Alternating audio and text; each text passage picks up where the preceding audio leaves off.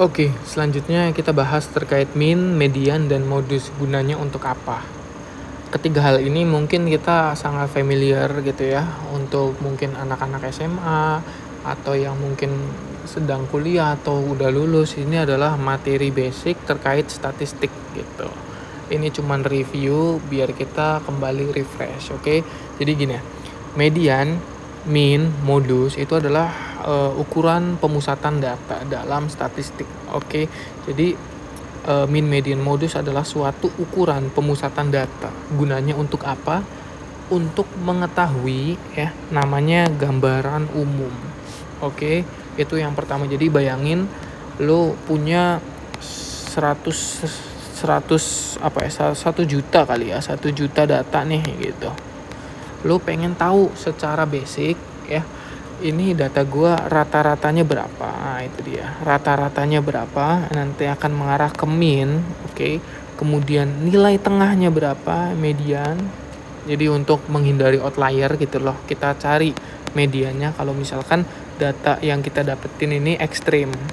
Maksudnya ekstrim itu nanti gue jelasin, oke.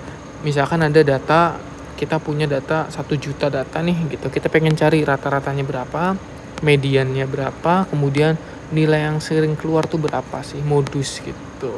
Oke. Gampangnya untuk mengetahui gambaran umum ya terkait data yang kita punya. Oke, kita bahas di rata-rata. Jadi di rata-rata ini atau di mean gitu, mean ya, mengetahui keseluruhan data. Contohnya begini, kita punya ada data siswa misalkan, nilainya 70, 80, 90 dan sebagainya. Kita mau tahu rata-ratanya tuh berapa? Ya udah, gampang, tinggal dijumlahin aja semuanya, ya. Dijumlahin dibagi 3, hasilnya adalah 80. Oke. Mean atau rata-rata ini akan jadi masalah apabila adanya outlier. Apa itu outlier?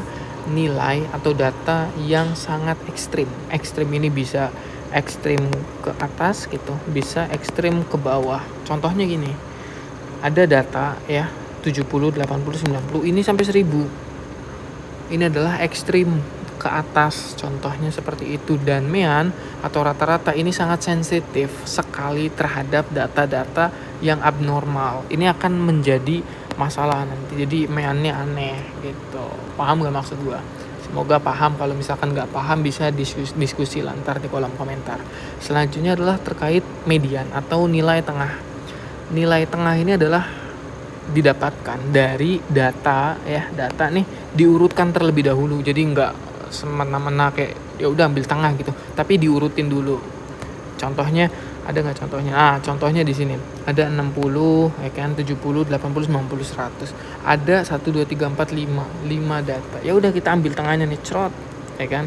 Ada dapat nilai tengah. Gunanya untuk apa sih gitu dalam real life-nya?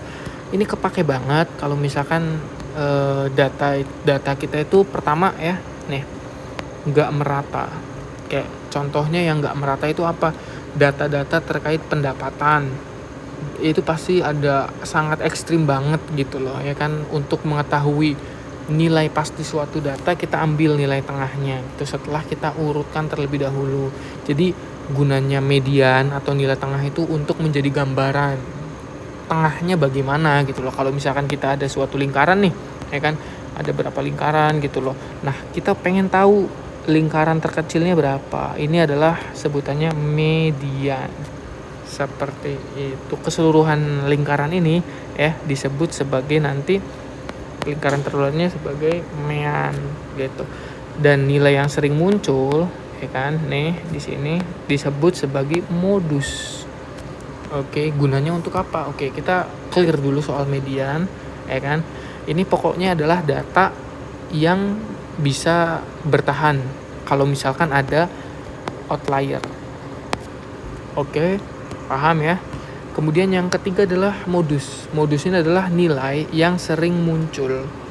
Nilai yang sering muncul ini ada sebutannya modus gitu loh. Kayak misalkan contoh di sini ada 70, 80, 80, 90, 100. 2 kali muncul disebut modus. Seperti itu. Ini kepake banget ketika apa sih? Ketika survei. Ketika data kategori yang sebelumnya kita udah bahas juga tuh, data kategori itu ada yang misalkan ada nominal, ada ordinal, ya kan, dan sebagainya. Kalau misalkan lu masih bingung, silakan nonton terkait jenis-jenis data yang gua jelasin gitu ya. Thank you.